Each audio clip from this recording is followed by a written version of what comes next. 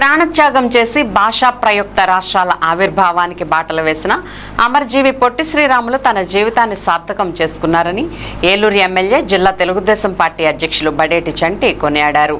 అటువంటి త్యాగానికి తగిన గుర్తింపునిచ్చే విధంగా కూటమి ప్రభుత్వం అమరావతిలో 58 అడుగుల పొట్టి శ్రీరాములు కాంస్య విగ్రహాన్ని ఆవిష్కరించడం ఎంతో సంతోషదాయకమన్నారు. ఏలూరు వసంతమాల్ సెంటర్లోని పొట్టి శ్రీరాములు పార్కులో సోమవారం అమరజీవి పొట్టి శ్రీరాములు 125వ జయంతి వేడుకలను ఘనంగా నిర్వహించారు. ఈ వేడుకల్లో ఏలూరు ఎమ్మెల్యే బడేటి చంటి ముఖ్య అతిథిగా పాల్గొన్నారు.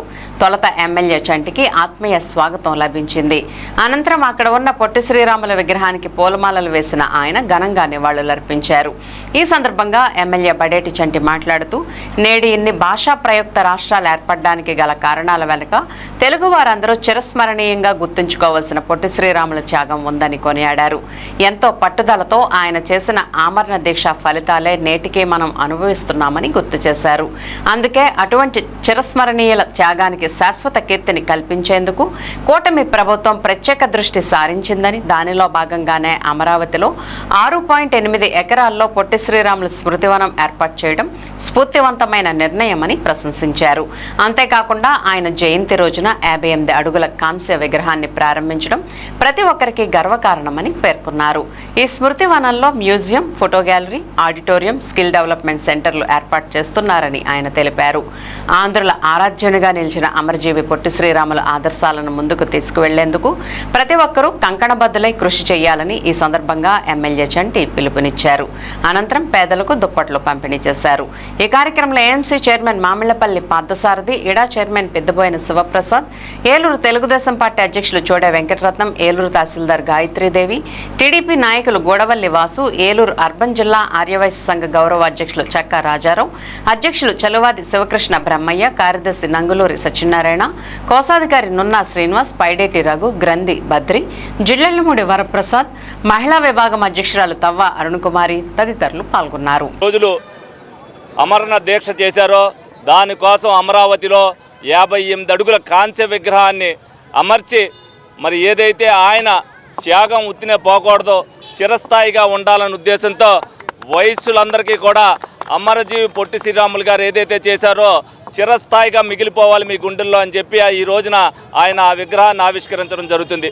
అదేవిధంగా సెకండ్ ఫేజ్లో ఏదైతే 6.8 ఎకరాల్లో మరి లైబ్రరీని కానీ అలాగే విధంగా పార్కును కానీ అక్కడ అందరూ కూడా ఆహ్లాదకరమైన వాతావరణంలో ఎవరు వచ్చినా సరే పొట్టి శ్రీరాములు గారి చరిత్ర తెలుసుకోవడానికి అమరావతి వచ్చినప్పుడు దాన్ని సందర్శిస్తే అసలు ఆంధ్ర రాష్ట్రం ఏ విధంగా వచ్చిందనేది ప్రతి ఒక్కరికి తెలియాలనే ఉద్దేశంతోనే అక్కడ గ్రంథాలయం కూడా ఏర్పాటు చేయడం జరుగుతుంది.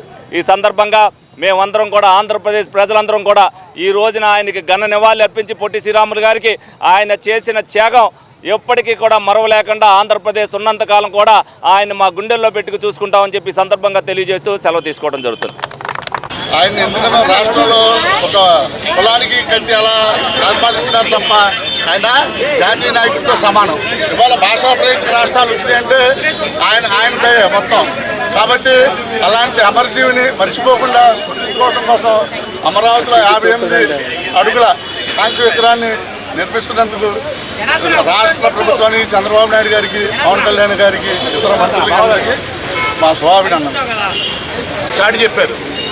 అట్లాగే ఆంధ్రప్రదేశ్ కాక భారతదేశంలో ఉన్న ఆర్యవైశ్యులు కూడా ఇటువంటిదంటే గొప్పదైన విషయం ఏంటంటే మనకంటూ ఒక గుర్తింపునిచ్చినటువంటి పొట్టి శ్రీరాములు గారి విగ్రహాన్ని అక్కడ స్థాపించడం ఆర్యవైశ్యులే కాదు ఆంధ్ర రాష్ట్ర ప్రజలు అట్లాగే భారతదేశంలో ఉన్నటువంటి తెలుగు ప్రజలందరికీ కూడాను చాలా గొప్పదైన విషయం.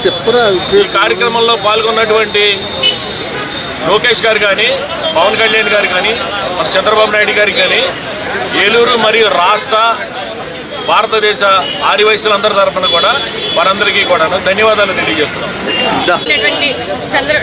నారా చంద్రబాబు నాయుడు గారు ఆయనకి స్టాట్యూ ఆఫ్ సాక్రిఫైస్ అని చెప్పేసి ఒక విగ్రహాన్ని 58 అడుగుల కాంస్య విగ్రహాన్ని మన మంగళగిరిలో ఆవిష్కరించడం మాకు ఎంతో గర్వకారంగా అనిపిస్తుందండి.